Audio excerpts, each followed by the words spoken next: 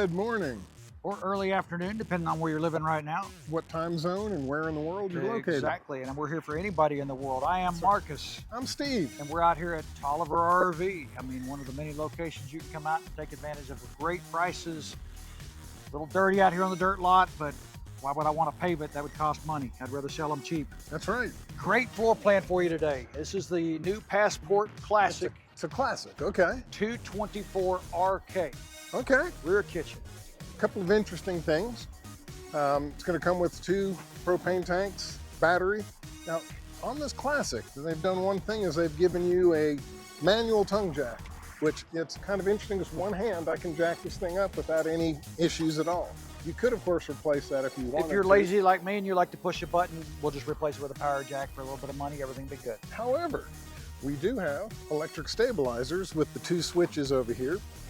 And while you're looking in this compartment, you can see the aluminum tubing. Aluminum tubing on the inside as opposed to the 1x1 wood. It's great, makes it a lot more stable. Absolutely. As you can see, you've got your scissor, lighter weight, power tongue jack, or power jacks. Weight, stronger.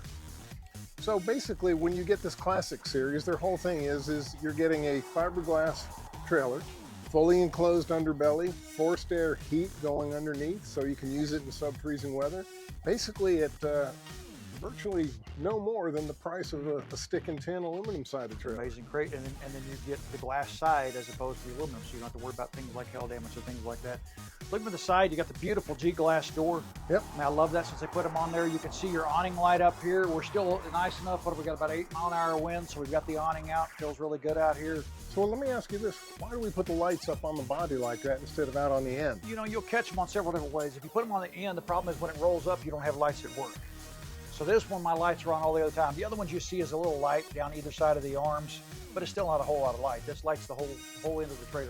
So with it rolled up, you still have the LED lights. Awesome. Great way to go. You got power outside if you wanted to put another TV outside. Yep, had a place for another TV. You can see the back of your stabilizer jacks back here, so I can get the front and back both very stable.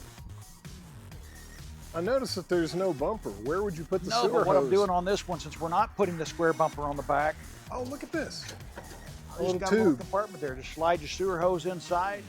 That way you're not sticking it in, you know, with all your rest of your stuff in your pass-through storage.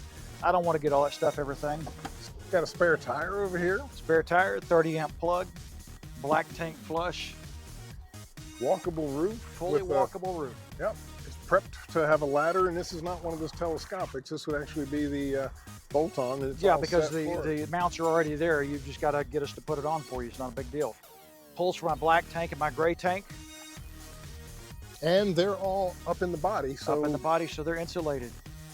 One of the favorite things I like to talk about, the endless water heater, the tankless water, city water connection, fresh water connection. You can see your cable hookup. It has, for a charge controller, it's all pre-set up on the roof as well. If you wanted to put solar, you can.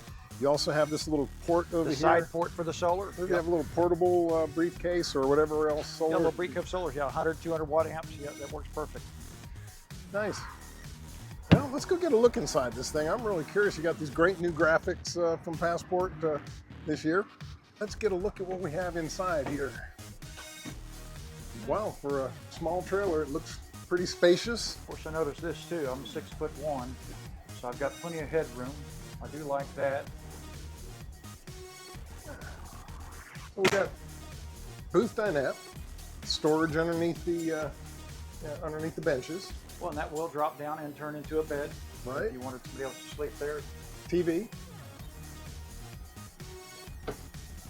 Decent storage that's over here. Hinges. It does have hidden hinges. It's real simple with your control panel. So my water pump, my outside lights, my front lights, all my tanks. I can check everything I want to see. Slide out, awning retract. Everything's all in a simple place where you can get to it, and controls for your heater. Oh, wait, I didn't turn this light on. Let me turn that on. Now it's 90 degrees outside already.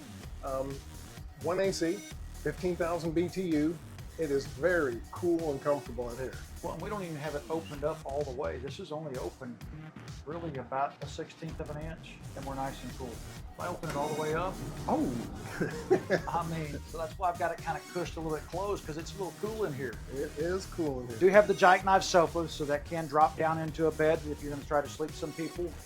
Behind you, you're hiding the latest and greatest in RV technology, the 12-volt direct current refrigerator, 10.8 cubic feet, tons of space in there.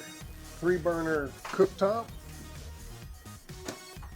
One of the things I really like about this is if you turn on, You can see which ones are live. to let you know that you better make sure this is going. In other words, little one turns it on. Safety Yeah, you feature. shouldn't want to light one if the red's been on for a little bit. Microwave up top. And you notice one of the things that Passport is really known for is all of their storage. Yes. So as you look where you are back there, all the drawers, you got the 4 drawers here, you got the 1 drawer underneath the oven. Yeah, that's the one under the oven right there. That's where you're gonna put your either your cast irons, your big skillets, all the storage underneath the sink. And then if you notice this pantry shelf over here, Steve, and I don't know if you caught it or not, I've only got 1 shelf in here so far, but I got a total of 4 shelves. Put them wherever and I you can want. adjust them wherever I want to. I mean, I've got so many places in here, so I can get it up if I want some short ones for spices and things, but plenty of room for the pantry, for the kitchen area. I mean, I don't know what else you could ask for. Well, bathroom. Were we missing the bathroom? Well, we do have a bathroom. Where? It's right there behind the door.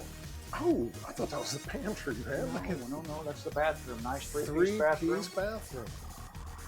Good shower. I mean, a 6'1", I can climb in there. And you know, one thing that was pointed out to me the other day, and people do ask, why do you have to step up to get into the shower? And I've got something here you won't see on a lot of things. You see that little access door down there? Mm-hmm. So as you drive down the road, sometimes things have a tendency to kind of work loose a little bit if you've had it for a while. If I got to take this to a regular place that I don't have access, they got to drop the hole underneath, come in, put everything together. That's 4 or 5 hours worth of labor. Here, I got 4 screws. I can pull it down. I get access to all the plumbing down underneath there. So a real quick at-home fix without paying all the money to do it. So we get that access panel. And I guess that is for the furnace. That is the furnace that's coming out of the bottom down there. Nice. You know, and then as you kind of spin around, we'll kind of make our way around and make our way back to the bedroom. Another queen-size bed, and as you pointed out on the other Passports, this is not just the regular old standard 2-inch thick mattress. Okay. You know, so I've got an upgraded mattress. Plus, it's full-size residential queen. Sure Here again, is. you can see this aluminum construction. Storage, tons of storage, but like I pointed out, the aluminum construction, Most much other better. trailers are going to use wood. One by one wood on the frame. Yeah. Most of it, exactly. Hanging wardrobe on either side. You've got a great big Got a drawer drawer over over here. Overhead as well as the hanging. Yeah.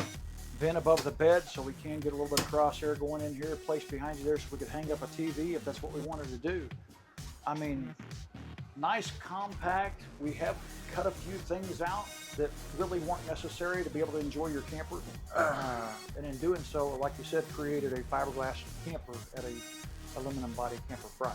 So Fantastic. hopefully we taught you a little bit of something, you know, about this new floor plan. I love this rear kitchen layout. Yeah, there's plenty of counter space on it, a lot more than what I've got on either my motorhome or on my camper that's up there in Colorado. That is true. Well, thanks for coming out and visiting with us today, allowing us into your house. My name is Marcus. I'm Steve. And together we are The RV Ninjas.